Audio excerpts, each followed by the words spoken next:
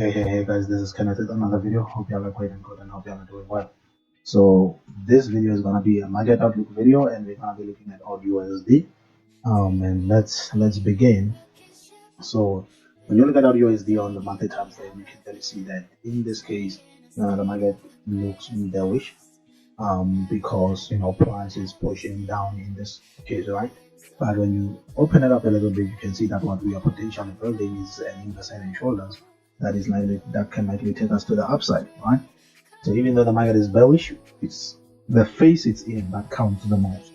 Like if you look at it on the weekly, right? Still, the market is bearish, and that means we are constantly creating a series of lower lows and lower highs. For instance, if you look here, we broke this low, came down, made a new structure low, we went back up to retest, we made a new structure high, we came down, broke this low, made a new structure low, price came back, failed to break the previous high, and then it went down, breaking this low over here. Then we went for a retest and then it dropped. So you see, we are constantly creating lower highs and lower lows, which is an indication that price is somewhat in a bearish movement. But it's not just the trend that counts, but it's the phase as well, because there are two phases that the market moves in. It's either price is impulsive or corrective. So once we've determined the trend direction we have, we also want to check what phase of the trend are we in? What phase are we in? And in this case, you can clearly see that we had an impulsive move to the upside and we came down correctively. And if there's a correction, it's simply indicating to us that price can likely go to the upside because it's a continuation correction. And that's why over here we have a descending channel. And we also pay attention to this lower trend line because every time it gets tested, price goes back up, right? We saw another test here, we said price going up. We see another test, not exactly, but it's pretty close. Price went up again, and price when it came here, because we've seen those reactions in the past, we easily predicted that the market would potentially go up.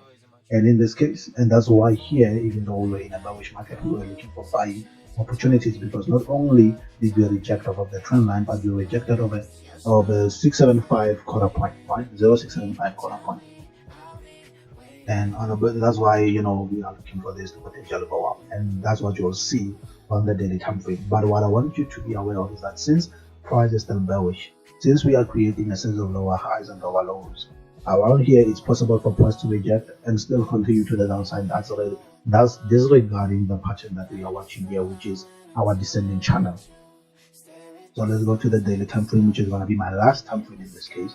So price was creating a series of lower lows and lower highs. As you can see, price came down in this, right here it came down, it made a lower low, it went up, it made a lower high. Came down on the daily, made a lower low, it went up, it made a lower high. Over here, then price went down with another descending channel and it made a lower low. So now what we are seeing is price going back up towards this high, right? This lower high over there.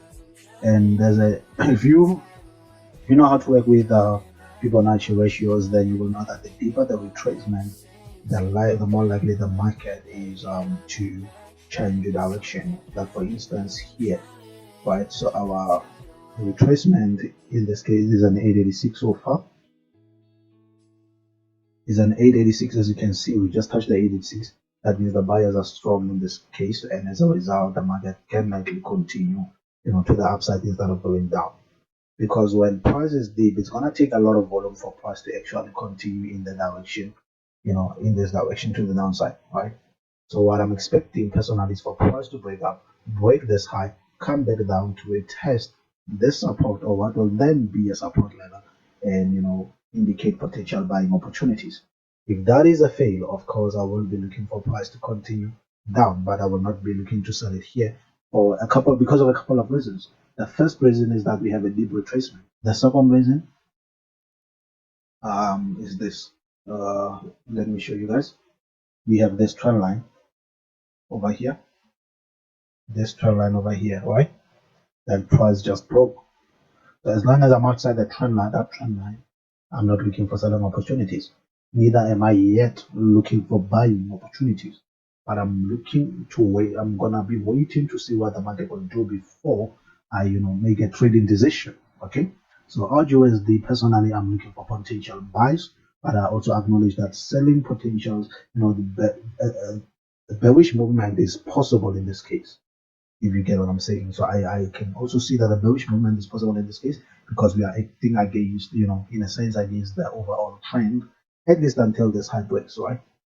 And that's what I'm waiting for. Unless we break the high and come back to it as the support for a new higher low, I'm not gonna be looking for any trading opportunities just yet. And that is my view on AUD USD.